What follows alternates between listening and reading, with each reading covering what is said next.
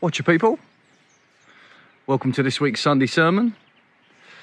The topic I wanted to speak about this week is division. It seems to be something that it's carrying a lot of weight at the moment, division.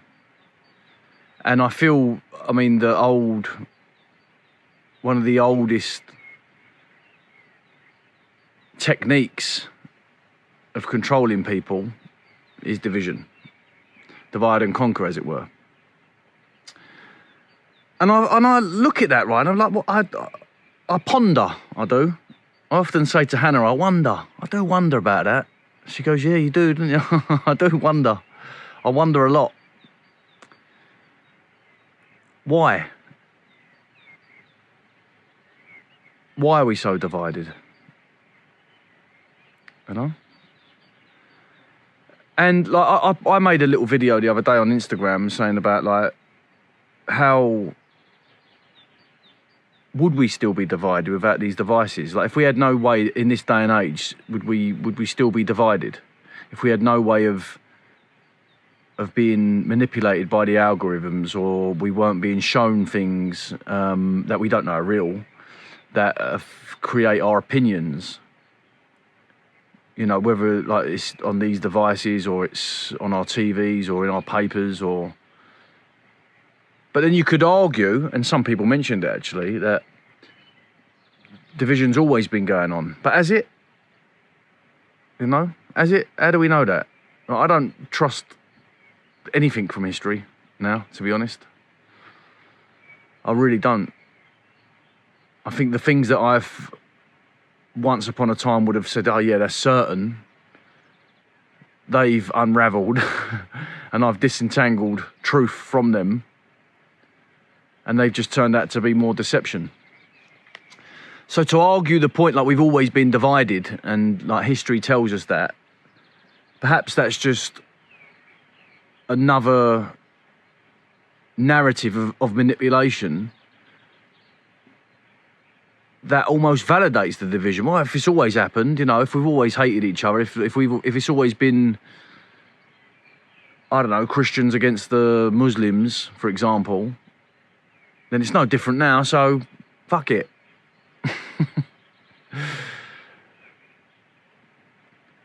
And I just, you know, it bothers me. It does, it bothers me, because I've said this so many times, there's shitheads everywhere, isn't there? You know?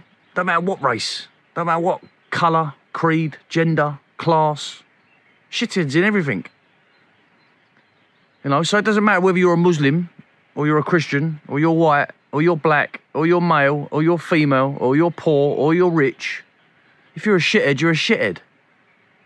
That's just it. You know what I mean? Our character should define how we're received in the world. That should be the currency. Not because we pray to a different God, or we've got a different colour skin, or we have a different culture that makes our practices and our habits a little bit different. Like I personally, like I do feel it's easier for me to connect with people who speak English, right? Even more so, it's easier for me to connect with people who are from England, all right? Even more so, it's easier for me to connect with people from London. That's because we just share like cultural similarities, cultural experience. But that doesn't mean that like, because of that, that's it now, that's my world. I'm only gonna be friends with people who are from the same background as me. And I think we rob ourselves. We rob ourselves of the really rich and wide experience of life, like by not ever understanding or ever getting to know like other people's cultures. Like one of the things for me is I'm lucky that I travelled a lot. So I've always, you know, from a very young age, when I first started travelling, I got to see Asia and India and then South America. and different parts of Europe. And I just, to me, like again, like I can just say, like, yeah, there's things that I saw, I was like, fucking hell, mate, look how they carry on. You know, like things that I was not appalled by, because I never felt like I wanted to judge them or criticise them for the way that they lived, but it was just sort of like, well, that's not for me. Do you know what I mean? That's really not for me. So, I mean, it's okay to feel that, right? It's okay to be sort of like, well, them practices seem like something I don't want to be involved in, you know?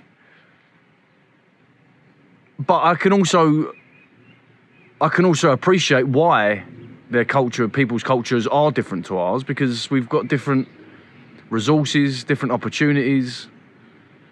You know, like there's so much stuff that is different. So it creates all this, like these different cultures, and I just feel like it's probably the biggest thing out there is that we're all infighting. You know, the people, we're all infighting. Whether it's because of our race, our religion, our political stance, even our football teams. You know, like the whole gig is set up to divide us, every single part of it. You could even go as far to say, like, with one of the big things to take away from the pandemic was the division again, you know, and the social policing.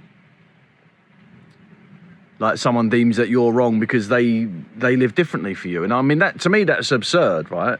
And of course, like, they done a real number on the psychosis of people when it came to the pandemic, because it was sort of like, one of the things I always say is, listen, if someone ain't doing me any harm, I couldn't give a fuck what they're doing. I really genuinely couldn't give a fuck. You know, as long as they're not doing me any harm or harming anyone else.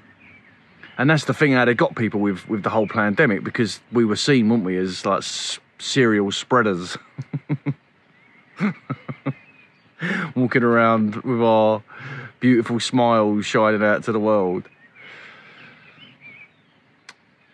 And to me, like, it's all being amplified, right? The division, yeah. It feels like division on fucking methamphetamine right now.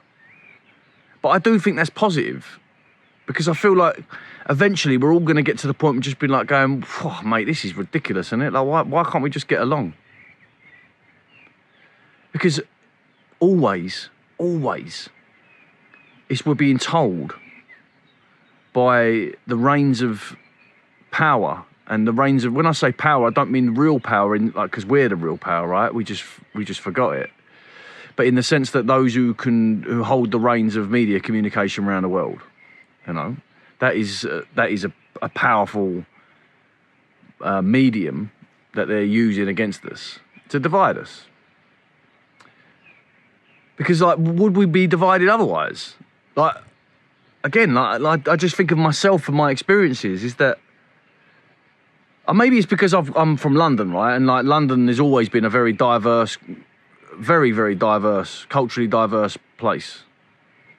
You know, like even like myself, I'm from a white, I mean, I'd say Christian, but I'm not really, you know, I've never been a practicing Christian, to be honest. But we would be classed as sort of white working class Christian background. And yet still, I was very exposed to all different cultures growing up, like from the sort of like Jamaicans and West Indians, Caribbeans. You know, in my school they celebrated Diwali and Chinese New Year, and there was lots of Chinese kids and Asian kids and Indian kids, and then there was lots of African kids as well. Like, I grew up with a couple of Nigerian fellas. So I just feel like it's maybe I'm coming from a different place, right? Because I've never really seen that, and my mum and dad are not like that either. You know, like even though they grew up with parents who would have been back in those days, in the 50s, they would have been saying stuff that we know is not, you know, it's not kind, or it's just not fair anymore. But still, my mum and dad were always open-minded. you know, very open-minded and very, you know, like never, I think just always judge people on their character, regardless who they are. You know, and of course, like when you look at what's going on in this situation, especially, like I speak for the UK, but I know it's going on all over the world, with this aggressive and forced and manipulated immigration that's going on, uncontrolled immigration. Like that's for the same thing again, isn't it? It's just that they're using all of these people as pawns, like we are. We're all pawns, so we have to remember that, you know, we're all pawns on their chessboard. And they've got to sort of all turned against each other. And that to me is just, it's just part of the agenda, isn't it? It's like, people talk about this clergy plan and stuff, and if you're not familiar with that, it's sort of like they're trying to wipe out the white race. I think that's a load of bollocks. I think that all that is just a way to evoke that feeling inside white people to make them feel like, oh, it's desperate and we got to fucking stand. It's just another tool of division again, you know? Because I can only speak from my own experience in this world, and I feel that wherever I go, I'm treated with respect. You know, I'm always treated with kindness, and like, you know, like I travel still to this day, like to the UK, to Spain, to Belgium. And, you know, like all of these places are multicultural now. And like you're always, like, I eat in lots of different places, and, you know, there is just lots of culture on our, like, in our reality now, and all over the place. And I just find that I always feel humanity from those people, regardless of their skin colour, regardless of perhaps that they worship a God that I don't worship. You know, and that's one of the things about religion for me. And I know this is like another Sunday sermon, talking about religion. I know that's another Sunday sermon in its entirety, but like when you think about religion being it's such a tool of division, it's so divisive. And I really don't feel like I'm judging or criticising people for believing in something, right? Because there's something beautiful about having faith. You know, something really, really beautiful. However, I suppose when one religion's doctrine is putting it on a pedestal compared to everyone else who doesn't believe or follow that doctrine, to me then it's failed, isn't it? It doesn't feel like the word of God then to me. That feels divisive, and God to me wouldn't be divisive. It isn't divisive. You know, man's made division. Well, it's not man, it's that thing again, isn't it? That other source. But that has taken over a lot of men, a lot of weak men. And they've been manipulated again. Because if you look at it, like, it's always, to me, like, I'm always, I find myself to be a very logical being. I've got a very logical mind. And so, like, if I can't answer something in a way of logic and reason, then I just sort of, to me, that's something I can't put, I just can't fall into it, you know. And if you look at something like let's take the Bible or the Quran, you know, if you look at who supposedly wrote those books, well, they're the word of God, both of them, right? But both of them are two different gods. They're passed down to prophets or disciples, or and like how many years ago is that? And like whose interpretation is that? And then once we've had that person's interpretation, then there's different editions of that interpretation. So to me, it's like, well, how do I know any of that is true? And then people could say, well, you don't know, but you have faith in it. And I go, right, that's cool, but I've got faith as well. I've got faith that, like, that God is source. It's where we all come from. God is the light, is the love. And I know that's mirrored and is repeated across religions as well. And there are obviously parts of it that I would agree with. However, again, just to go back to why I brought religion up, as soon as something is saying that because of this, because you've chosen this dogma, now you are above everyone else. And I'm just paraphrasing, right? I don't know if I'm not taking that, I'm not quoting, but I do know these books have that. They have that air about them where people will be saved, or people will have a good lives, or they'll be protected, or they'll go to heaven or whatever, because they've chosen that path. And then to me, that's just not God, is it? Because then that's exclusive. And that's divisive. And that ain't God, is it? Look around you. Do you know what I mean?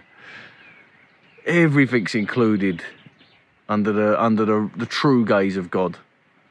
You know, everyone is worthy. Everyone is love. I mean, some people obviously don't seem like that because they've been completely and utterly taken over. But I think once we arrived here, we were love. Some of us are finding that again. So I just feel, when I look at the state of the world now, and I see that many of the people who are being propelled into the public arena, a lot of the time through a quite transparent pantomime persecution, where they're made to look infamous and made to look edgy and made to look like part of the counter movement to the official narrative, when in truth they're just saying the same thing, innit? If you boil it down, they're trying to tell you to blame someone else. They're trying to evoke and fuel division again, in one way or the other. And I don't think that can be argued, really, because you've only got to look at these people's accounts and look what they're saying. Because if they were telling the truth, then they would just be going, well, hold on a minute, listen, there's fucking good and bad in all, mate, all right? There's good and bad in all, trust me, yeah? There's good and bad in everyone. So let's just, all of us good people who believe that, let's hold whoever it is accountable out there for this very, very nefarious agenda on mankind. And then anyone who's a shithead, regardless of their colour, their creed, their religion, their gender, their class, they have to be held accountable as well. And I think as soon as you're not hearing that, to me, that's the red flag. If it's one group of people that are being blamed by whoever it is, you know, like, listen, there's so many different voices out there parroting division in their own way, on their own platforms. But if you ever get that feeling, like, hold on a minute, like, why are they not mentioning this? Or why are they not mentioning that? Like, why are they not talking about, like, I don't know, like the overall picture, the general picture? And I believe it's because there's an agenda there, an agenda of division, and then probably further down the line would be an agenda of censorship. So then it kind of falls on us again. Because there are very few people who are able to maintain a measured and balanced existence in this absolute hysteria. And it's kind of on us just to remember how powerful we are in that placement, in that duty that we've got, because we see through it, right? We're not here to, well, I'm not blaming anyone. Do you know what I mean? Yeah, there's some fucking shitheads out there and I don't want to be around them. And if I could, I would like to hold all of these people who are manipulating man and turning man against himself and complicit in the downfall and the demise of our world and us. Yeah, I'd like to hold them accountable in a real open common law court of the people. But that's not division, is it? You know, that's just holding people accountable for the stuff that they've done wrong. And I stand for that. Like, I want everyone to, if anyone's out there causing people harm, hurting people, doing really horrible things to people, stealing off people, whatever it is, they should all be held accountable, you know? But to then just blame that specifically on one group of people, then I just think we're playing into the hands of the hidden hand. I really do. I don't think whatever that is, that unwanted, creepy, cowardly, spineless, gutless little fucking energy that's on our earth, whether it be alien or whatever it is, hiding in the shadows, I don't think it's sitting there unhappy about division. I think it's very happy about division, all types of division. I think it's happy that anyone who's being blamed specifically, because it's just keeping us infighting and we're distracted from actually realising what it is. And of course, once we realise what it is, it's a negative energy. What do we do about that? Well, we have to shine brighter. We have to be kinder, we have to be more compassionate, we have to be more loving, less judgmental, less critical. You know, like, to me, that's just, it seems quite obvious to me. So I just feel, if you are feeling that stirring of division coming up in you, I'd just maybe take a deep breath, sit down quietly and just feel like, is it them really who I'm being told to hate? You know, because there's enough stuff on the internet now, and there's enough fake stuff that can be generated, that I think all of us could give weight to an argument to blame anyone. If I just wanted to go, do you know what? It's the fucking Pink Panther. He's to blame for the world's problems. I bet I could find something. I bet I could go right deep in down a rabbit hole where an algorithm's just going to keep giving me the same narrow field of information and just affirming all of the stuff that I'm putting out anyway as a reflection of it. And I bet I could find stuff that holds the Pink Panther accountable for the world's problems. And I just think, what's the point? You know? To me, it just feels like any time I feel like I'm blaming someone else, or that I feel like I'm being manipulated by division, I just feel disempowered. I feel like, ah, fuck. You know? Because ultimately, we're all born from this earth, aren't we? I don't care what your colour is. I don't even know why anyone's got a different colour. I can't even work that out, because I think most of history is a load of bollocks. So I don't even know why that is. But how would that stop us? Why would that stop us? Why would that be considered a blockage from us being able to connect with people? You know? I know beautiful people from all walks of life, like really, really beautiful people from completely polarised backgrounds and countries and languages and everything to me. And yet we have a very, very mutual respect, because I suppose we're all just dignified, moral people. People with values, people with integrity. People who just, you know, just want to be left alone to live a nice, peaceful, contented life. And it's the bastards up there, mate, every time that are stopping us doing that. They're the ones who've manipulated our cultures, weaponised our religions and our faith and our spirituality. They've weaponised everything, so we turn against each other. And the trick is to not fall for it. No matter how bad it gets, no matter how much you're told to hate someone else. And look, Hannah said to me, when she said, what's your topic for this week's Sunday sermon? And I told her, and she said, don't you think you're preaching to the converted? And I said, always. Always. But I also believe that there's great power in repetition. And I feel that, you know, I've got my own unique delivery on any given topic. And I guess people hold that in high regard, which is why you're here, right?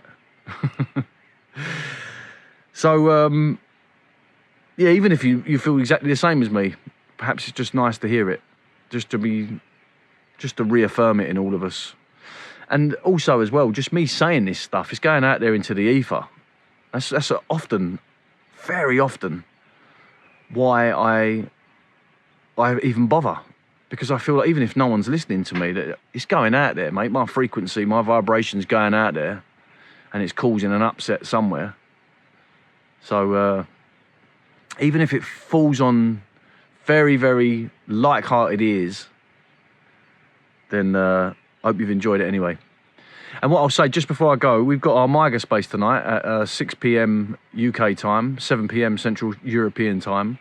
And this one, honestly, you do not want to miss it, because this is the Sovereignty Masterclass, right? Where we're gonna showcase tonight, and how people can get involved in that, how people can apply some of this stuff to their everyday lives and literally take charge of your entire existence and more.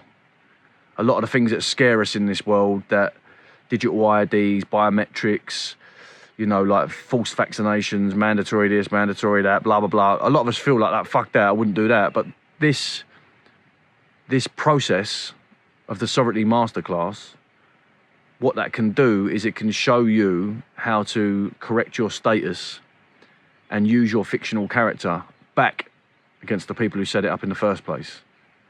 And to me, that just makes you fucking bulletproof, bomb-proof. So maybe I'll see you tonight.